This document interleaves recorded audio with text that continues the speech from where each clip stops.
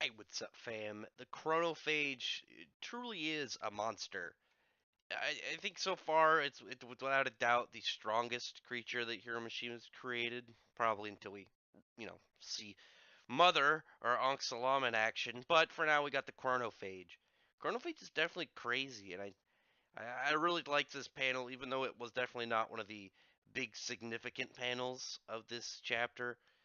It was really cool to see just it going to consume the time on a planet like this. I thought that was pretty interesting. Just visually, just crazy to look at when you think about it. Just this big, weird. I don't know if that would even be smoke. Just this odd, visually appalling creature as it just passes through planets and just consumes time. It's very strange. But the chapter itself had a lot of really nice character moments as well. We had some starting out with pretty cool, interesting bit with the fact that the chronophage affects planets just by being kind of homing in on it, not yet being there with of its ether, but as well as we see Pino and Rebecca have some nice back and forth. She didn't really understand the point of saving somebody if it meant decreasing efficiency and just like statistics in general, which was pretty nice to see her as a robot starting to understand a little bit about human emotions. So that was cool.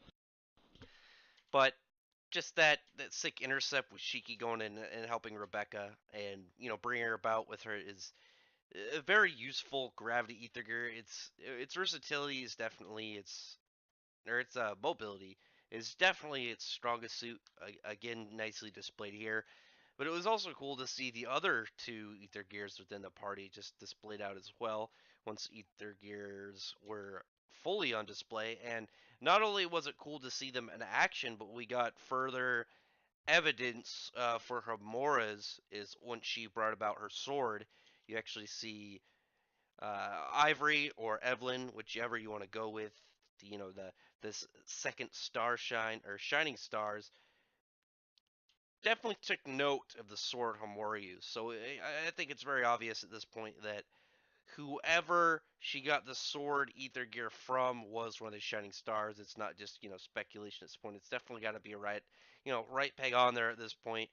And as well as right after that, the pretty cool Atlas Flame name technique. Obviously we had the leopard claw, and it's very reminiscent of Urza's Sonic Claw armor, but I like the Atlas Flame reference. I think it's a lot more. It's a lot easier to look at and kind of just brush off. Also, the his fire design looks different in this panel than Hiro Mishima's usual fire design, so that was kind of cool to see.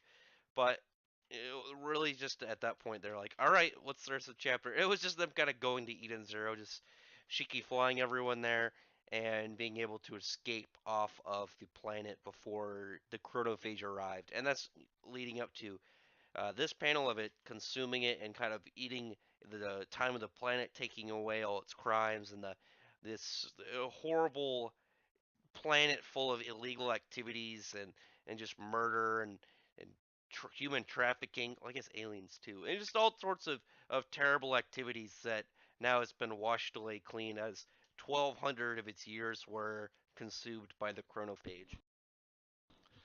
So this is where, like I said, I was wondering a little bit about because I was actually really curious when I was looking at the very this last panel where you see the planet just kind of return to a more nature-like state because the animals on it look a little bit like ones that are on Sirius Island, and I'm just wondering whether or not the chronophage will do as a fan theory of mine alter some planets to return them to a certain point of time to where you could have Natsu, Haru, and Shiki all existing in the universe at the same time. Obviously, that's just speculation, but I know we'll see. So the next chapter, obviously, new friends. So as I said in the spoiler video, we're probably gonna see here who exactly is gonna stay part of the crew and who exactly is going to cycle out. Obviously, we're gonna have his sister Ivory stay, and Wizen Amora stay. That's who I'm guessing. I don't think Copa or any of the people that they saved are gonna, be present. So, we'll get to that within the next week. pretty solid chapter. Nothing crazy.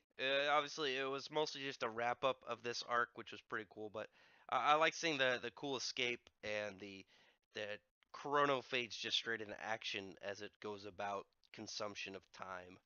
So tell me in the comments what you think about this chapter. Actually, what part was your favorite? Where exactly did you kind of really resonate at? I really just like visual stuff like this, like just seeing just that. Uh, Monstrous creature just as it consumes the time of the planet and passes by and returns it to this kind of innocent state, like as it was, just like raw nature. I thought that was pretty cool. But anyway, yeah, like I said, drop some comments below in the comments section. I'll I get you to like the video. I can't stress enough to get you to like the video. Get it up in the algorithm. Hopefully, other people will see it as well, and then they can come in. Check out the channel, check out the videos, and subscribe. So if they haven't, or if you haven't, I'd appreciate it if you subscribed. And like I said, check out my other videos. Maybe find something that I've done that might cause your, might catch your interest. But otherwise, thank everyone who's already subscribed, and thank you all for listening.